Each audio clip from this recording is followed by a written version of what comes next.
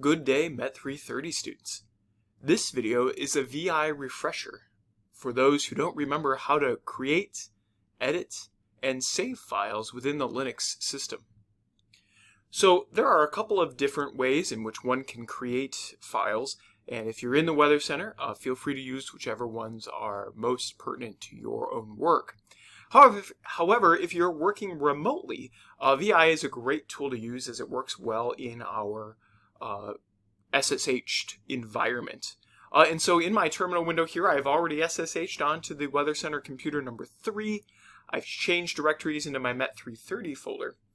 And we're going to go ahead and work through some of these common commands that are used in VI, just so that you can be refreshed on how to work through things. So the first thing I'm going to do is I'm going to list the contents using the ls command for what's in my folder here. And I'm going to try to find a file here that I think might be pertinent to look through some things. So let's see what's in climate_data. So we have this climate_data.txt. So in order to access a known file or to create a new file, it's vi space and then the name of the file that you want to create. And so here, since it's an existing one, I typed CLI, hit tab, it finished it for me since nothing else starts that way. But vi space and then whatever you want to name the file is how you go ahead and start a file with vi. And so you can see here, this is just some data in a comma delimited format that we might use later on in the semester. And so we are currently coming into this file in what we call command mode. And command mode means we can type some characters or do some things to move around in this file.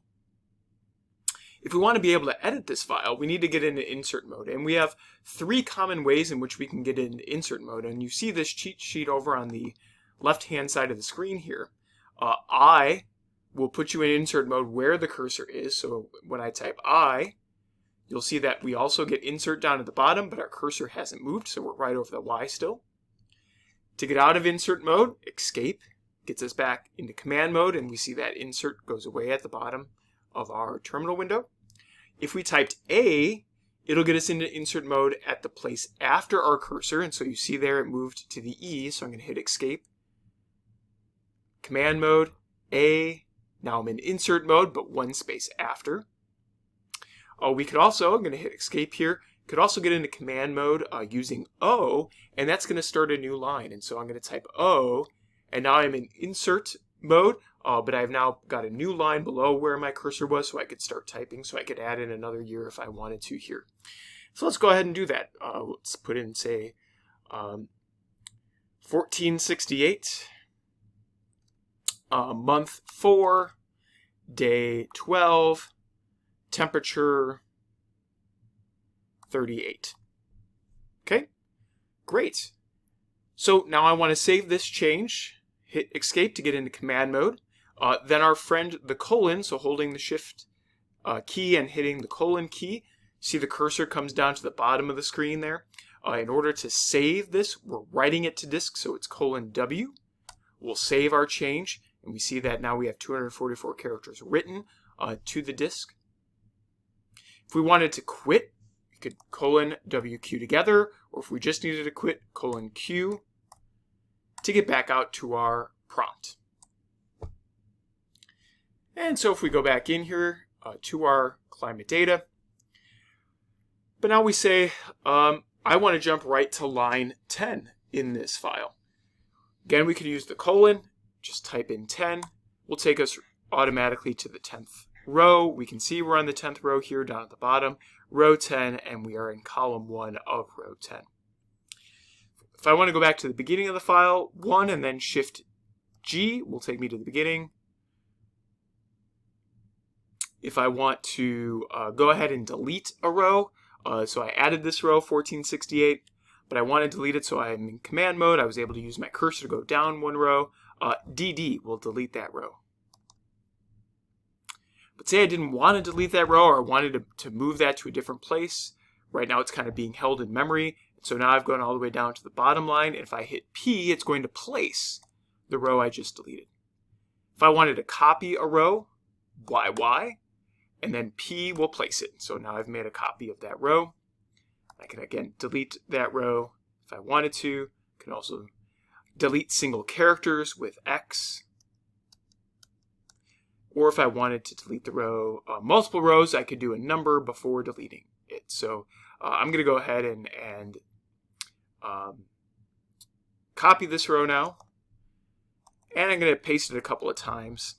So we can demonstrate here, coming back up to the first row, that's kind of an error row. And I'm going to say I want to delete 5 lines, so I'm going to type 5 DD. And it deletes 5 lines, and we see 5 fewer lines. And I'm going to now, since I only have 4 rows left, 4 DD, and it'll delete the remaining number of rows. We can move forward and backward within our file. So I typed 1-Shift-G again to come back to the beginning. If I want to move forward by word, just as long as you're in command mode, go by W, and it'll go to the next word or break. So that's really cool, and it'll even go through the lines to do that. So that's one way you can do it. Control F will go forward by a page. Control B will go back by a page. Really don't have too many pages worth of data here, so I'm not seeing too many things there. You can see that there are a whole bunch of other cheat things here. So again, 1-Shift-G, beginning of the document, Shift-G, end of document, at least starting line of that document, and ending line of that document. And there's a whole bunch of ways you can do this. And we're going to go ahead and save these changes again.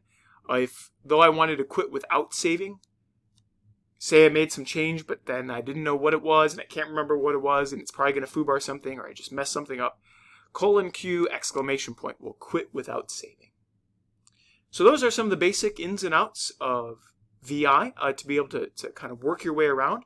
So go ahead and feel free to use this, rewatch this as needed to be able to be successful using VI for this course. That's it. Thanks for watching.